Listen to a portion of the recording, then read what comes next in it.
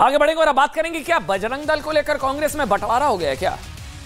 कहते हैं ना, दो नाव पर पैर रखने का नतीजा क्या होता है। ये कहावत आपने कई बार सुनी होगी, कई मामलों में सुनी भी होगी, लेकिन राजनीति में ना दो नाव में पैर रखने का नतीजा क्या हो सकता है, यह बात आप कर्नाटक में बजरंग दल को बैन करने का वायदा करने वाली कांग्रेस की स्थिति से समझ सकते हैं। बीजेपी का आरोप है कि कांग्रेस ने पहले तुष्टीकरण के लिए पीएफआई जैसे जिहादी संगठन की तुलना बजरंग दल से की।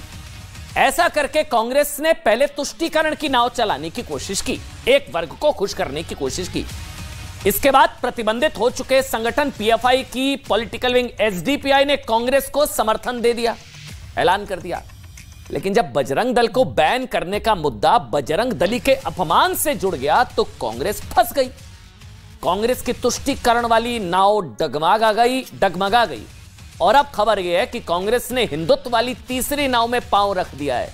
कर्नाटक कांग्रेस के अध्यक्ष, सुनिएगा, बड़ी खबर है। एक तरफ कांग्रेस पार्टी बजरंग दल को बैन करने की बात कर रही है, दूसरी तरफ कर्नाटक कांग्रेस के अध्यक्ष डीके शिव कुमार ने कहा है कि राज्य में सरकार बनी तो कांग्रेस की सरकार पूरे राज्य में हनुमान मंदिर बनवाएगी। बीजेपी की तरफ से बजरंगी से जोड़ दिया गया, बजरंग दल को हनुमान जी से जोड़ दिया गया, हनुमान जी की जन्मस्थली, और उसका डैमेज कंट्रोल कह लीजिए। कांग्रेस के मैनिफेस्टो में बजरंग दल को बैन करने का डैमेज कंट्रोल कह लीजिए। डीके शिव कुमार कह रहे हैं कि कांग्रेस की सरकार अगर बनती है तो पूरे राज्य में हनुमान मंदिर बनवाएगी कांग्रेस पार्टी। कांग्रेस ने वादा ऐसे वक्त में किया है कि जब बीजेपी पूरे कर्नाटक में कांग्रेस के खिलाफ हनुमान चालीसा का पाठ कर रही है। अब हर गली गली जय बजरंग बली, इसे ही राजनीति में दो नाव में पार रखना कहते हैं। मन बंट आंजनेय देवस्थान ಎಲ್ಲ ಕಡೆ ಇದೆ, ನಾವು ಕೂಡ ಆಂಜನೇಯನ ದೇವಸ್ಥಾನಕ್ಕೆ ಆಂಜನೇಯನ। वैसे आपको याद होगा 2022 में ना गुजरात चुनाव के बाद कांग्रेस के वरिष्ठ नेता एके एंटनी ने अपनी पार्टी को सलाह दी थी कि बीजेपी को हराने के लिए ना सिर्फ अल्पसंख्यकों का साथ नहीं, हिंदुओं का साथ भी जरूरी है। एके एंटनी ने सलाह दी थी कि कांग्रेस को दिखाना होगा कि उसके नेता भी मंदिर में सिर झुकाते हैं, टीका लगाते हैं। कांग्रेस को भारत के बहुसंख्यक हिंदुओं की भावनाओं का भी ख्याल रखना होगा। लेकिन राहुल गांधी की टीम ने शायद एंटनी की सलाह को कांग्रेस के कोल्ड स्टोरेज में रख दिया था।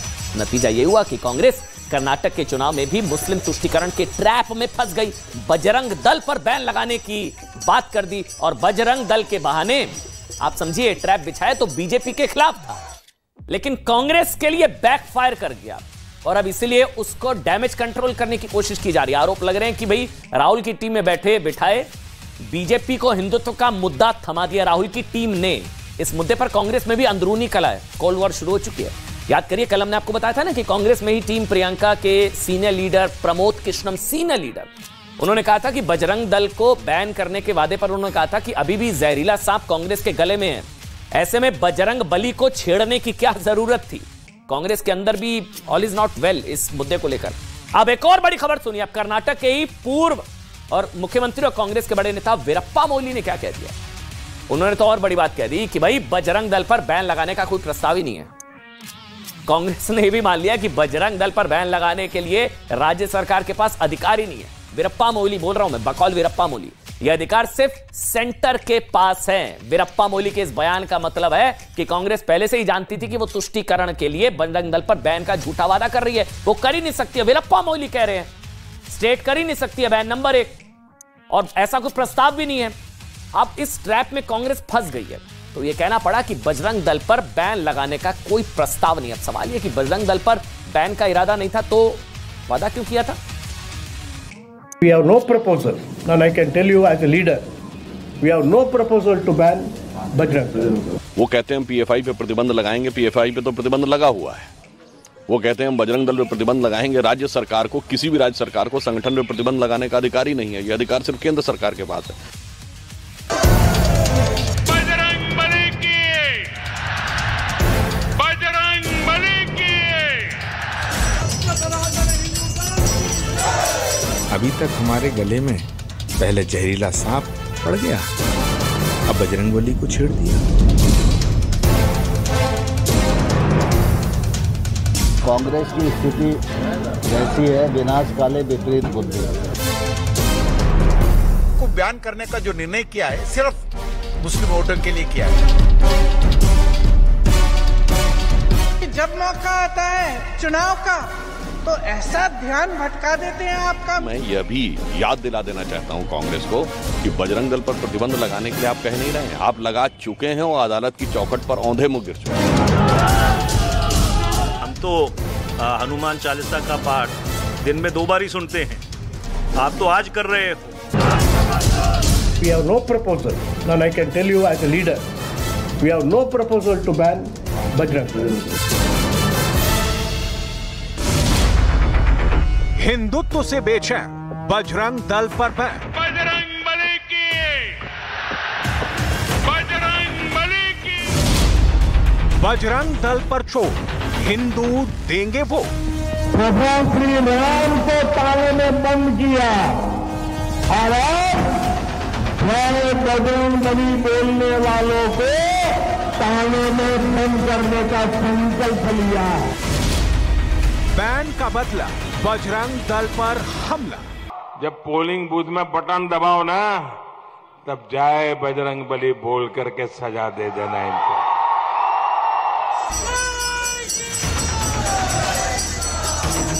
कर्नाटक में कांग्रेस ने जैसे ही अपने घोषणा पत्र में बजरंग दल पर बैन का इरादा जाहिर किया तो बीजेपी आक्रामक मोड में आ गई। पीएम मोदी ने कांग्रेस पर ताबड़तोड़ प्रहार शुरू कर दिया। लेकिन दुर्भाग्य देखिए, जब मैं आज हनुमान जी की पवित्र भूमि को प्रणाम करने के लिए आया हूं, उसी समय कांग्रेस पार्टी ने अपने मैनिफेस्टो में बजरंग बली को ताले में बंद करने का निर्णय किया है। कर्नाटक में कांग्रेस के घोषणा पत्र के जारी होते ही बीजेपी ने इस सियासी लड़ाई को बजरंग दल से शुरू करके बजरंग बली तक पहुंचा दिया। कांग्रेस के घोषणा पत्र में बजरंग दल को जैसे ही बैन करने की बात सामने आई, बीजेपी ने हनुमान की धरती से कांग्रेस को हिंदू विरोधी करार दे दिया। Bajrang Dal is not a terrorist organisation, Bajrang Dal is not an anti national organisation. Bharat के एकता के लिए संघर्ष करने वाले, बलिदान देने वाले संस्था है बजरंग दल। उनको बयान करने का जो निर्णय किया है सिर्फ मुस्लिम वोटों के लिए किया है। वो कहते हैं हम पीएफआई पे प्रतिबंध लगाएंगे, पीएफआई पे तो प्रतिबंध लगा हुआ है। वो कहते हैं हम बजरंग दल पे प्रतिबंध लगाएंगे, राज्य सरकार को, किसी भी राज्य सरकार को संगठन पे प्रतिबंध लगाने का अधिकार ही नहीं है, ये अधिकार सिर्फ केंद्र सरकार के पास है। कर्नाटक चुनाव में बजरंग दल पर बैन की बात खुद कांग्रेस के लिए गले की फांस बन चुकी है। कांग्रेसी नेताओं को यह डर सताने लगा है कि धर्म और आस्था से खिलवाड़ कहीं चुनाव पर भारी ना पड़ जाए। कांग्रेस पार्टी के भीतर कुछ ऐसे नेता हैं जो बीजेपी को मदद करने वाले फैसले करते हैं। कर्नाटक में हम जीतने के कगार पे हैं, लेकिन अभी तक हमारे गले में पहले जहरीला सांप पड़ गया, अब बजरंगबली को छेड़ दिया, अब हनुमान जी की पूंछ में आग लगा दी। इसकी क्या जरूरत थी?